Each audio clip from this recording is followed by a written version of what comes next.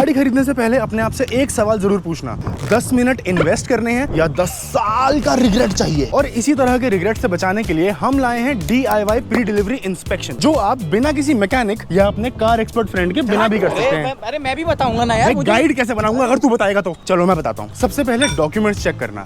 VIN 3 जगह match होना जरूरी है, विंडशील्ड, डोर फ्रेम और इंजन पे। अगर मिसमैच हुआ तो समझ जाना स्टोरी शुरू होने से पहले ही खत्म हो चुकी है। और RC, इंश्योरेंस और सर्विस रिकॉर्ड्स सब लाइन अप होना जरूरी है। स्पेयर की और स्पेयर व्हील के बिना गाड़ी अधूरी है। अब टाइम है एक वॉक अराउंड का। गाड़ी के दोनों तरफ पैनल गैप जरूर चेक करना, बराबर होने जरूरी हैं। सारे ग्लासेस की डेट जरूर चेक करना, अगर डेट्स अलग अलग हैं इसका मतलब एक्सीडेंटल रिपेयर्स हुए हैं। चारों टायर्स की डेट, रेडियस और प्रोफाइल बराबर होनी जरूरी है। इट्स एन एडेड एडवांटेज अगर उनका बचा हुआ ट्रेड भी सिमिलर है तो। Now it's time to open the bonnet and सिर्फ इंजन है या नहीं देखना काफी नहीं है, और भी चीजें देखनी होती है। ऑयल की डिपस्टिक निकालो और लेवल और कलर चेक करना जरूरी है। ग्रिटी या मिल्की व्हाइट है इसका मतलब कुछ प्रॉब्लम है। कूलेंट होना चाहिए ग्रीन या पिंक, चाय जैसा ब्राउन नहीं। अगर आपकी गाड़ी की बैटरी ऐसी नहीं दिख रही और सोलन या कोरोडेड है तो उस गाड़ी के प्रति अपनी फीलिंग्स को भी इरोड कर देना। अब आते हैं गाड़ी के अंदर, जहां बहुत सारे सीक्रेट छुपे होते हैं और ढूंढने वाले को ही मिलते हैं। सबसे पहले गाड़ी का इग्निशन ऑन करते हैं। अगर सारी वार्निंग लाइट जल रही हैं, गुड, और अगर बंद हो जाती हैं फटाफट से, इवन बेटर।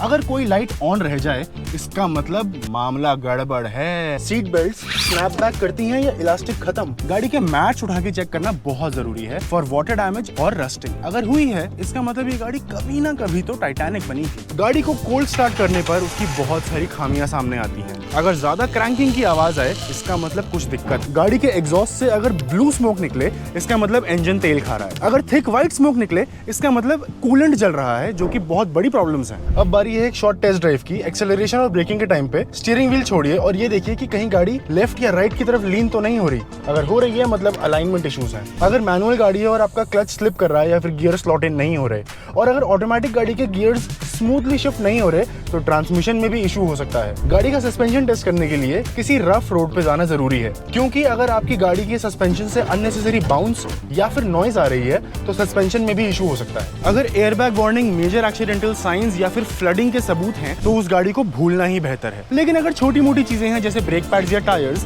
तो उसको आप नेगोशिएशन के लिए यूज कर सकते हैं। तो ये याद रखना जरूरी है कि ये 10 मिनट का DIY PDI आपके लाखों बचा सकता है।